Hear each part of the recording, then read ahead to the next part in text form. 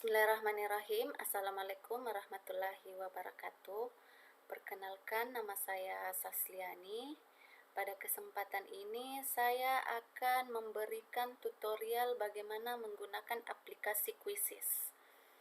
Nah, langkah pertama yang harus kita lakukan adalah masuk ke Firefox atau Google Chrome. Jadi saya biasanya masuk di sini, Firefox. Kemudian kita klik halaman webnya. Nah, di sini kita ketik quizizz.com. Setelah muncul pilihan seperti ini, quizizz.com, tekan enter. Kita tekan enter. Nah, halaman pertama yang akan muncul ketika kita klik quizizz.com adalah seperti ini. Jadi yang berikutnya yang kita lakukan adalah sign up, yaitu mendaftarkan alamat email kita agar bisa connect ke Quizizz. Jadi kita klik sign up. Nah, setelah masuk ke sign up, kita pilih sign up with Google. Sini untuk menghubungkan ke alamat email kita, kemudian pilih email. Pilih alamat emailnya. Nah, setelah muncul seperti ini, klik add school. Kemudian pilih teacher karena kita sebagai pembuat kuis.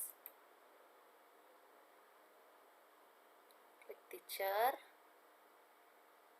Nah, kita sudah berhasil masuk ke Quizizz-nya. Membuat soalnya. Kita di sini akan membuat soal, membuat kuis yang akan kita mainkan nantinya. Nah, ini kan tampilannya bahasa Inggris. Kalau semisal ingin mengubah bahasanya ke bahasa Indonesia, bisa kita masuk ke menu pengaturan. Kita masuk ke menu pengaturan, tampilannya seperti ini. Kita ke bawah. Ada di sini untuk ubah bahasa. Di sini kan bahasa Inggris.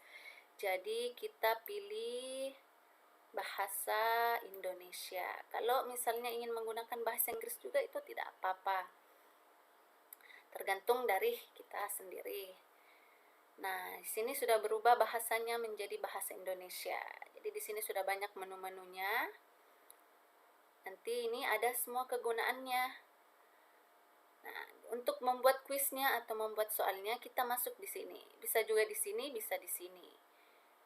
Kita klik ini, buat soal. Nah, tampilannya setelah membuat soal, kita klik buat soal, ada seperti ini. Ini maksudnya apa? Ini maksudnya adalah kita memberikan nama Quizizz kita. Nama kuis kita apa? Misalnya kita memberikan nama pada hari itu kita memberikan perkuliahan. Misalnya kayak seperti saya memberikan mata kuliah perspektif global. Jadi saya memberikan nama Quizizz ini kuis uji pemahaman perspektif global.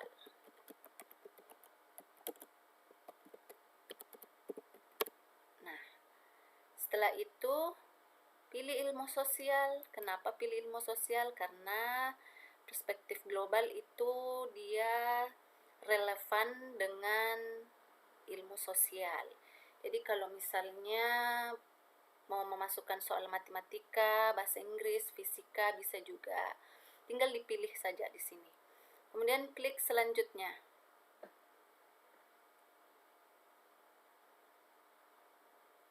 Nah, akan muncul seperti ini.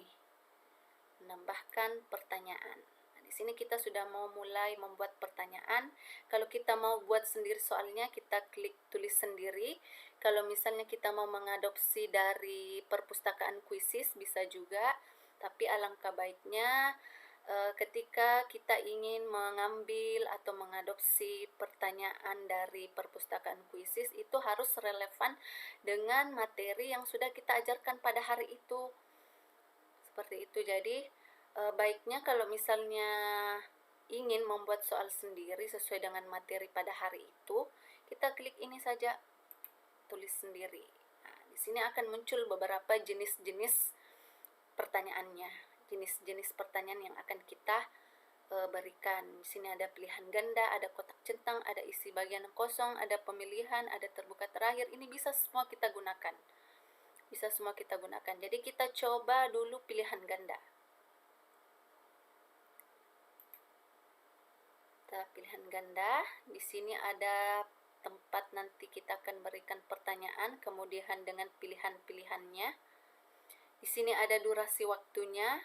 Dalam setiap soal ingin memberikan durasi berapa detik atau berapa menit dalam menjawab. Kemudian ini ada ketika ingin memasukkan rumus. Kalau misalnya soal yang akan kita berikan adalah matematika, bisa diklik di sini. Ini media, misalnya dalam soal yang mau kita berikan itu ada gambar, kita berikan gambar, itu bisa klik di sini. Jadi saya kasih contoh, tulis pertanyaan. Pertanyaannya saya buat sebentar. Misalnya perspektif global adalah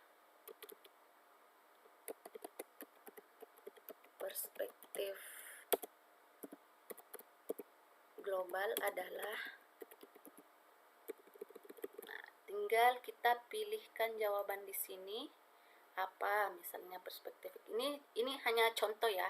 Perspektif global adalah cara pandang tentang mengenai dunia.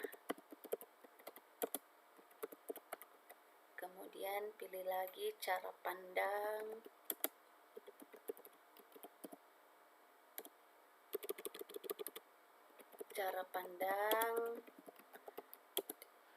negara sendiri.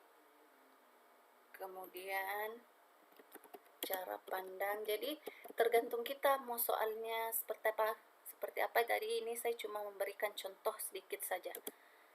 Cara pandang negara lain.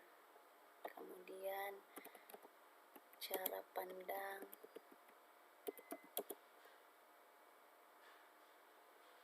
bangsa. Nah, jadi ini jenis tulisannya bisa dirubah juga. Jadi kita simpan, tapi sebelum disimpan kita pilih dulu jawaban yang benarnya apa. Jadi kita klik ini ya. Jika sudah biru atau hijau, ini berarti ini jawaban yang benar. Kita simpan. Ini durasi waktunya. Untuk soal seperti ini kita cukup berikan waktu 10 detik atau 5 menit juga bisa, tergantung soalnya seperti apa. Kalau misalnya panjang ya bisa dikasihkan durasi waktu yang lebih panjang juga. Jadi kita simpan. Nah, ini sudah ada pertanyaannya 1. Kemudian berikan pertanyaan baru. Nah, ingin memberikan pertanyaan baru bisa kita klik lagi. Pilih lagi misalnya jenis soal apa yang Bapak Ibu inginkan di sini. Jadi bisa beragam jenis soalnya di dalam. Kalau misalnya mau pilihan ganda dipadukan dengan soal esai bisa. Jawaban ya benar juga bisa. Dan memilih jawaban yang tepat juga ada di sini semuanya. Jadi untuk lebih bagusnya kita itu kan saya variasikan saja jenis soalnya. Jadi saya tetap pilih pilihan ganda. Kita berikan lagi di sini soalnya adalah ciri-ciri globalisasi menurut Hartilar. adalah, ini bisa diberikan dalam bidang ekonomi. Adanya pasar bebas. Ini pasar bebas. Kemudian dalam bidang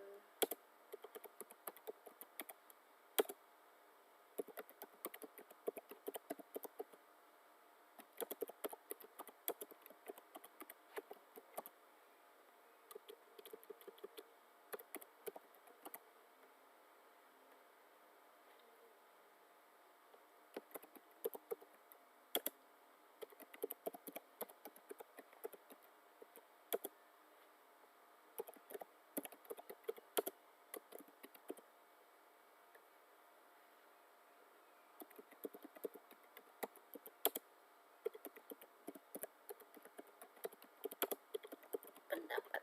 Nah, jadi kita pilih jawabannya.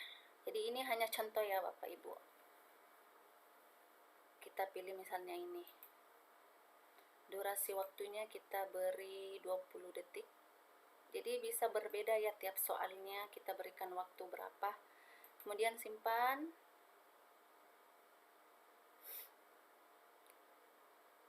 Nah, ini sudah 2 soal. Kalau misalnya ingin mengatur, mau diedit lagi, klik atur. Mau dihapus bisa, mau misalnya digandakan juga bisa. Tapi ini jarang ya kalau kita mau gandakan. Pilih dari perpustakaan kuisis juga bisa, tinggal kita klik di sini di teleport. Ini ada banyak jenis kuisnya di dalam, kita klik, coba ya. Nah, ini tentang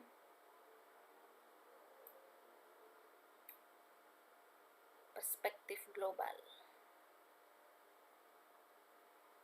Nah, kalau misalnya ternyata tidak ada yang sama dengan, atau kita klik di sini. Bisa kita klik di sini. Soal perspektif global. Sebentar.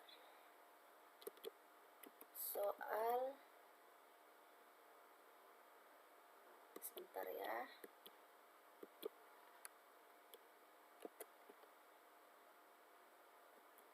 Soal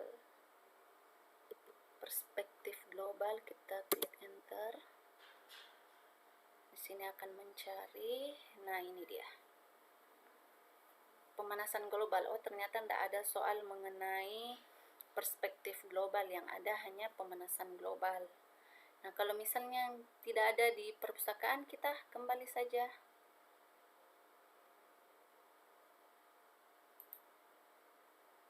Kita kembali, kita buat pertanyaan baru lagi. Jadi pertanyaan ini harus lebih dari 4. Karena kalau tidak kurang dari 4, gamenya nggak akan mulai, nggak bisa mulai. Jadi kita pilihan ganda lagi ya, biar seragam. Oh ya, jadi pertanyaannya kenapa di sini ada 2? Ada yang ini, ada yang berbentuk handphone. Jadi di sini nanti tampilan di HP-nya mahasiswa. Jadi misalnya kita klik di sini, ini akan muncul di layar sebelahnya. Nah, muncul di layar sini juga, di sebelahnya ini. Jadi bisa dilihat sama mahasiswa. Jadi contohnya seperti ini ya. Saya contohkan lagi misalnya. Ini hanya contoh ya, contoh. Jadi tinggal kalian saja, Bapak Ibu saja yang berikan pertanyaannya seperti apa. Ini hanya contoh. Di 10 detik. Kemudian kita simpan. Oh ya, jadi seperti ini ada keterangan seperti itu tadi. Kita tidak bisa menyimpan kalau tidak menentukan jawaban yang benar pada soal yang sudah kita buat. Tapi untuk jawaban esai atau jenis pilihan yang lain, jenis soal yang lain itu tidak. Kayak misalnya esai, itu tidak perlu kita menentukan jawabannya. Kita hanya melihat bagaimana sebenarnya jawaban mahasiswa, hasil pemikiran mahasiswa. Jadi pada soal esai itu kita hanya memberikan durasi waktunya saja. Tidak perlu kita menentukan jawaban yang benar. Jadi karena pilihan ganda kita harus menentukan jawabannya dulu. Ini hanya contoh ya. Kita simpan lagi.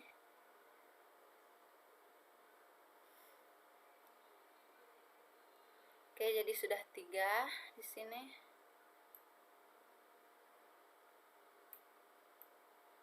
Kita buat satu lagi biar bisa mulai pertanyaan. Tetap pilihan ganda. Kita coba hari apa ini. Bisa kita buat jawabannya. Senin,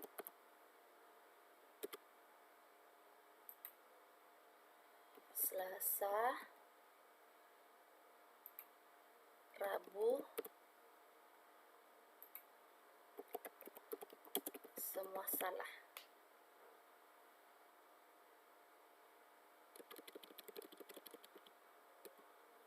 Sabtu, Kamis.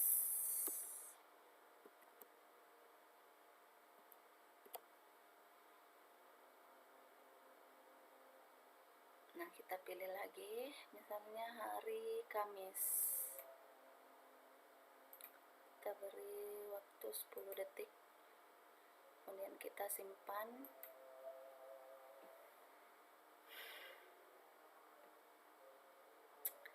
Nah, di sini sudah kita simpan, pertanyaannya ada 4.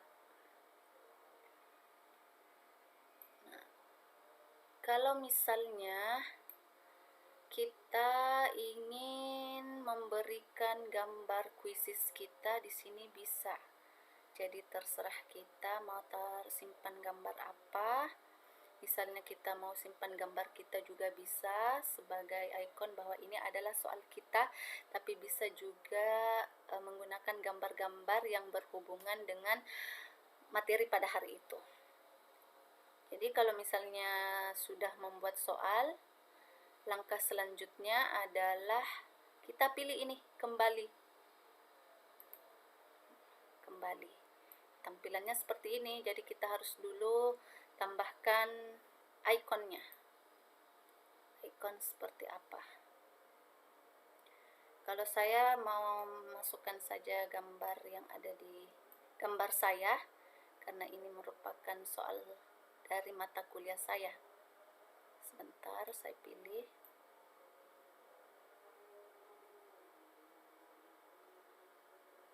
Jadi ini misalnya ya. Nah, tapi terserah kita mau menggunakan gambar apa, tapi karena ini cuma contoh, jadi saya berikan gambar yang ini saja. Kemudian kita pilih kelas, tingkatannya.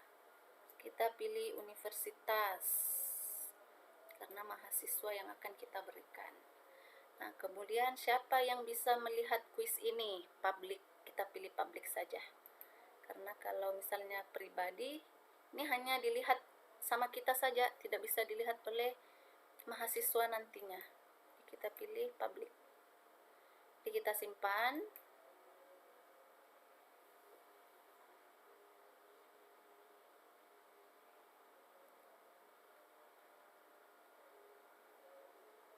Oke, kita simpan.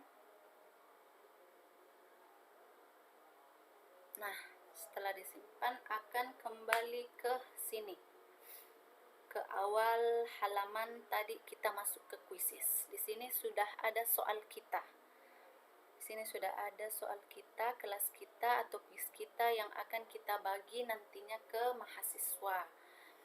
Nah, ini gunanya main langsung adalah digunakan pada saat kita misalnya langsung melakukan pembelajaran di kelas tatap muka. Kalau ini karena kita sekarang lagi berada di situasi pandemi, jadi kita hanya memberikan soal ini dalam bentuk PR. Ini latihan, kalau misalnya kita mau latihan dulu, mau melihat dulu bagaimana sebenarnya soal kita sebelum dimainkan atau diberikan ke mahasiswa. Nah, ini tadi soal kita sudah ada di bawah, ada 4. Kemudian kita coba ini dulu ya, jadikan PR.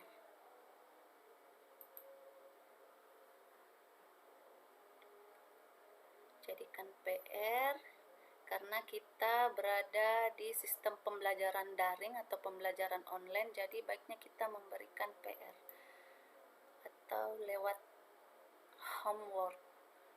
Nah, di sini kita tentukan tanggalnya, misalnya tanggal berapa mau diberikan, tanggal 8, terus jamnya jam berapa. Kemudian di sini kita klik lanjutkan. Sini tidak ada di bawah apa-apa yang perlu.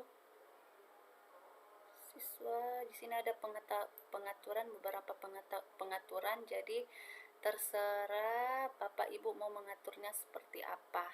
Misalnya pertanyaan mau diacak, bisa. Waktu melihat penghitung mundur untuk setiap siswa pertanyaan, bisa, tapi kupikir tidak usah ya, karena kita tidak perlu menampilkan di sini berapa menit lagi. Kalau saya ya Bapak Ibu. Jadi kita klik di sini lanjutkan. Nah, di sini sudah ada undang peserta. Jadi kita sudah ada linknya di sini, tapi bisa juga kita bagikan ininya, kita suruh mahasiswa join ke ini, alamat email ini, join my quizzes, kemudian berikan kode kelas. Nah, kita tinggal copy linknya. Jadi jangan akhiri game ya, sebelum mahasiswa ikut memainkan. Jadi kita copy link. Oke, sini sudah tercopy. Kemudian kita sebarkan ke grup WA. Misalnya kita sebarkan ke grup WA-nya mahasiswa. Tinggal kita paste di situ. Di sini karena saya tidak menampilkan, jadi kita tinggal paste di situ. Jadi mahasiswa tinggal join di situ, tinggal klik. Jadi tidak perlu memasukkan lagi kode game, tapi hanya memasukkan nama. Tapi bisa juga kalau misalnya ingin peserta memasukkan kode game, bisa dengan menyuruh mahasiswa gabung ke join my quizzes. Nah, seperti itu. Kemudian kita coba ke sini lagi sebentar. Sini my library untuk bisa kembali. Kita klik. Jadi tadi kita klik ini my library biar kita kembali ke sini lagi. Karena tadi itu hanya contoh bagaimana memberikan link quizzes kita ini ke grup mahasiswa, grup WA mahasiswa. Jadi tinggal copy link, kemudian paste ke grup, kemudian mahasiswa tinggal join. Tinggal klik alamat yang telah kita kirimkan. Kemudian caranya untuk bermain langsung. Nah, main langsung, kita klik main langsung. Nah, di sini ada pilihan lagi klasik, tim, kemudian ujian. Biasanya kita untuk quizzes ini lebih bagusnya kita pilih klasik. Di sini mahasiswa menjawab dengan sendiri, tidak secara tim dan tidak dengan ujian. Ujian di sini adalah di saat kalau kita klik ujian ini itu tidak akan ada durasi waktu dalam menjawab soal. Kemudian tim, ini kita harus membagi tim maksimal 3 orang, lebih dari 3 itu tidak bisa. Kalau klasik ini lebih bagus karena siswa di sini bisa bersaing secara individual. Jadi kita klik klasik. kemudian pilih lanjutkan.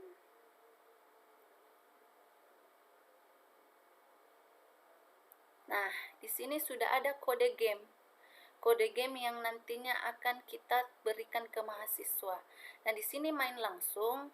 Menariknya adalah pada saat kita melakukan pembelajaran di kelas, kita bisa menggunakan LCD.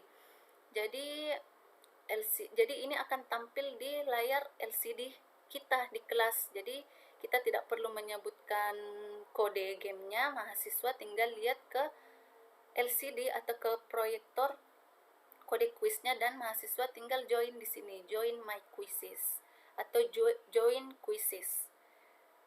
Mahasiswa tinggal klik, kemudian masukkan kode ini, kode game, kemudian kita dosen itu klik mulai di sini. Tapi kita harus menunggu mahasiswa kita dulu untuk bergabung memasukkan kode ini.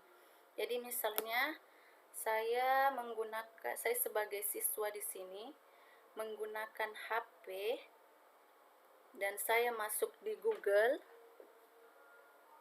Jadi tidak perlu mendownload aplikasi Quizzes lagi, tinggal masuk ke Google atau Google Chrome bisa, kemudian cari di pencarian, ketik Quizzes, join quizzes.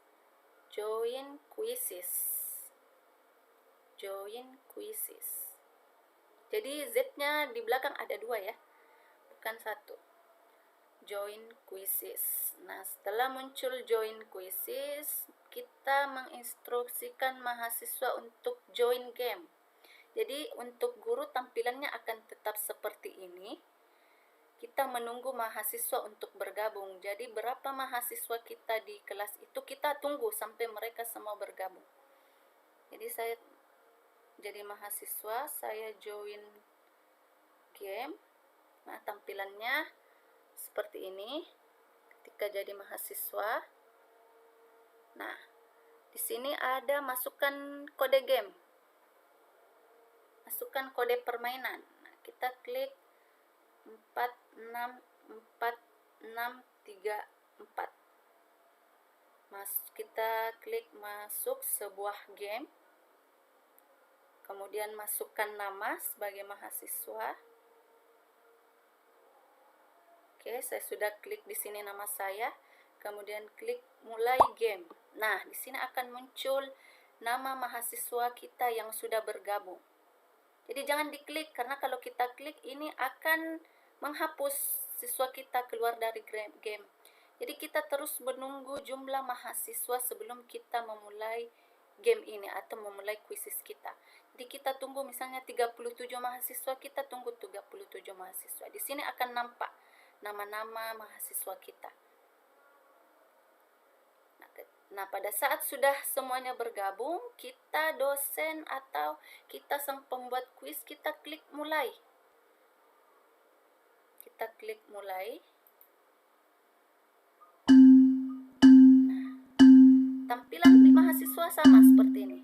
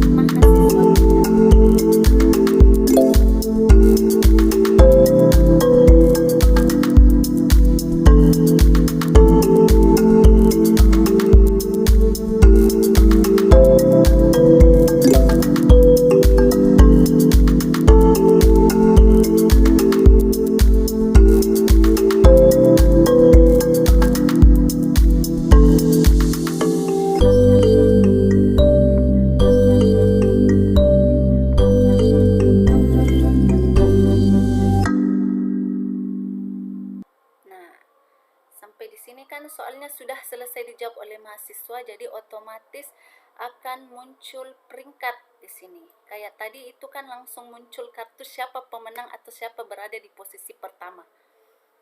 Nah, ini untuk menunjukkan posisi. Jadi karena ini cuma satu orang yang bergabung, jadi cuma satu orang saja. Jadi kalau misalnya kita mau menunjukkan keseluruhan peringkat, kita tinggal centang ini nilainya.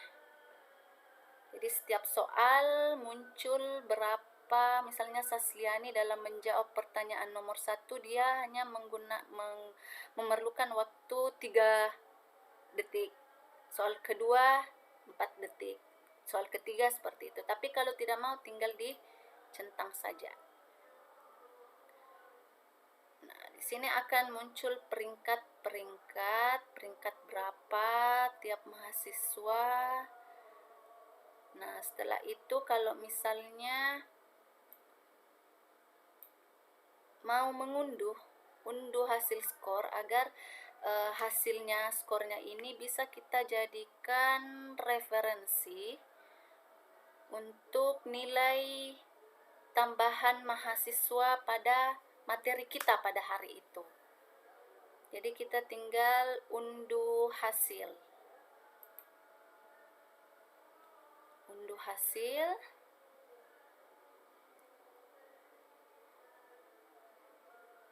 Kita tunggu sebentar. Kita klik di sini. Nah, ini kita open, bisa di-open dulu, bisa di-save dulu. Bisa di-save. Nah, kita save, kita open saja dulu tampilannya seperti apa. Jadi kita open.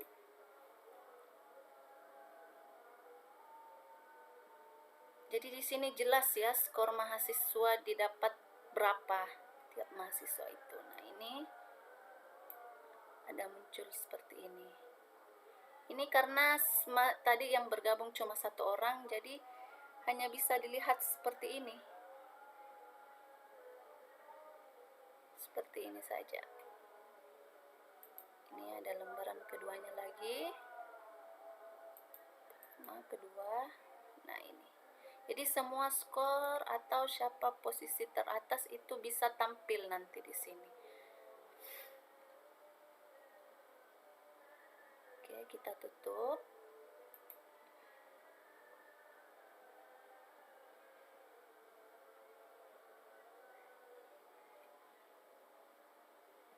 Kita kembali ke Quizizz. Nah, seperti itu ya.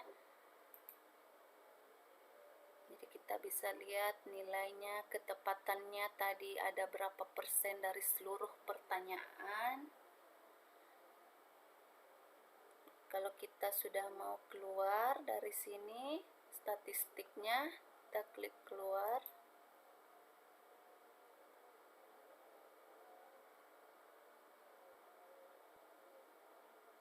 Oke. Yang tadi juga itu misalnya kita lihat lagi yang tadi kita bagikan Quizizz lewat dijadikan PR, itu kita jangan lupa mengakhiri game ya Bapak Ibu. Jangan lupa mengakhiri game, karena kalau misalnya tidak kita tekan akhiri game, itu soal akan terus berjalan dan mahasiswa akan terus menjawab pertanyaannya. Kita kita kembali dulu. Kita klik lanjutkan.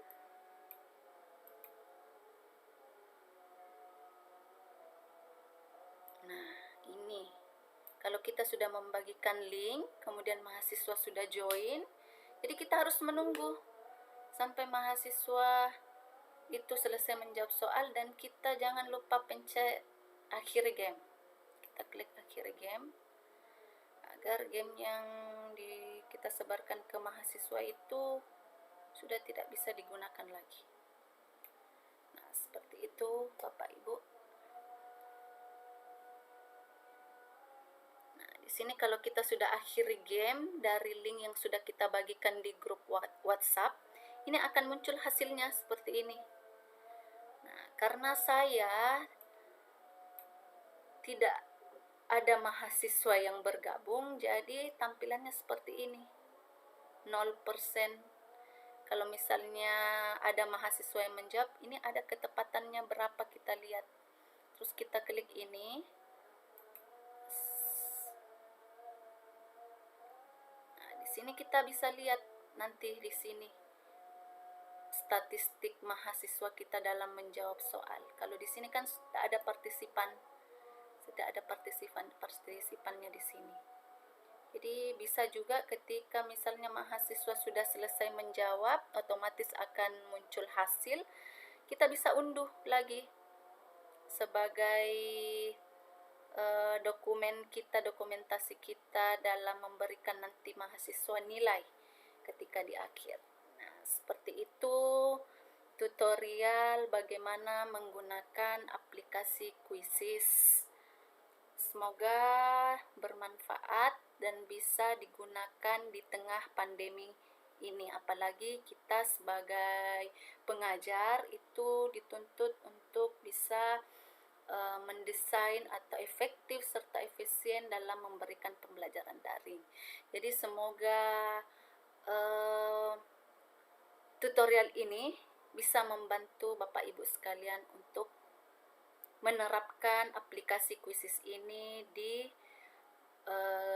kelas Bapak Ibu nantinya secara daring. Terima kasih atas perhatiannya. Assalamualaikum warahmatullahi wabarakatuh.